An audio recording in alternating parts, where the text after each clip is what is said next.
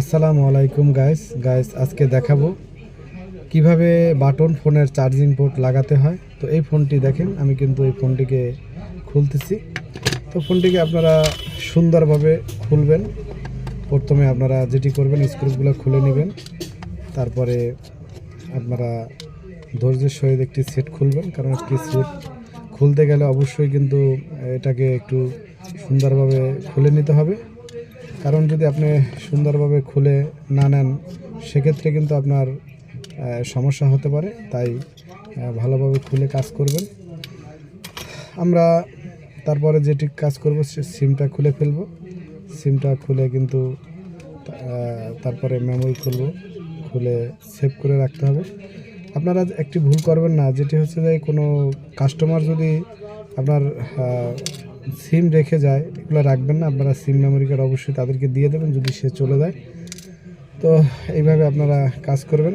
আমি অবশ্যই সে সেটটাকে কিন্তু খুলতেছি, আপনাদেরকে দেখাচ্ছি, আপনারা দেখুন।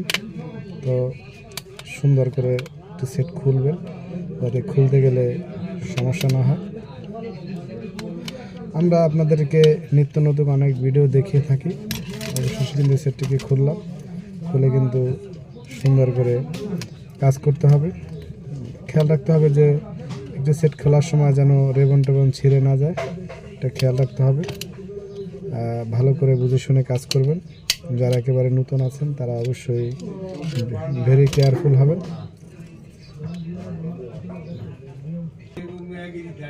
আপনাদেরকে দেখাবো, এটা কিন্তু একটা কানেক্টর সিস্টেম, কিন্তু এটাকে খুলে রাখতে হবে। দেখেন এই ডিসপ্লেটার এইটা রিবন সিস্টেম, এটা কিন্তু এই খুলে এই ডিসপ্লেটাকে আলাদা করে ফেললাম এবং কাজ করতে কিন্তু সুবিধা হবে। দেখেন গ্যাস লাইট থেকে কিন্তু আমি এই চার্জিং পোর্টটা চা খাইছি। হ্যাঁ, গ্যাস লাইট থেকে কিন্তু আমি এটা আসলে খুলে ফেলবো। তো এটা সুন্দর করে দেখেন, একটু পেস্ট নিলাম, পেস্ট নিয়ে কিন্তু এটাকে খুলে ফেলতেছি। তো পোর্টটা ভালো আছে কিনা সেটা একটু খেয়াল রাখতে হবে। যদি এটা ভালো হয় তাহলে কিন্তু একটু বসিয়ে দিতে হবে, কারণ এটা ভালোভাবে বসিয়ে দিতে হবে।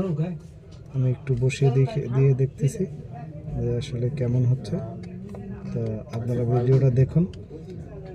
এই কিন্তু আমি সেই অরিজিনাল যে পোর্টটা ছিল এই সেটে লাগানো, সেটা একটু লুজ ছিল, সেটাকে কিন্তু আমি বসাই দিলাম পুনরায় আবার। তো যাতে আর কি হয়, এইভাবে করে আর কি বসিয়ে দিলাম। এবার এটা একটু লাগিয়ে দেখব যে আসলে ঠিক আছে কিনা। তা আমি একটু দিয়ে আমি চার্জার দিয়ে দেখব যে আসলে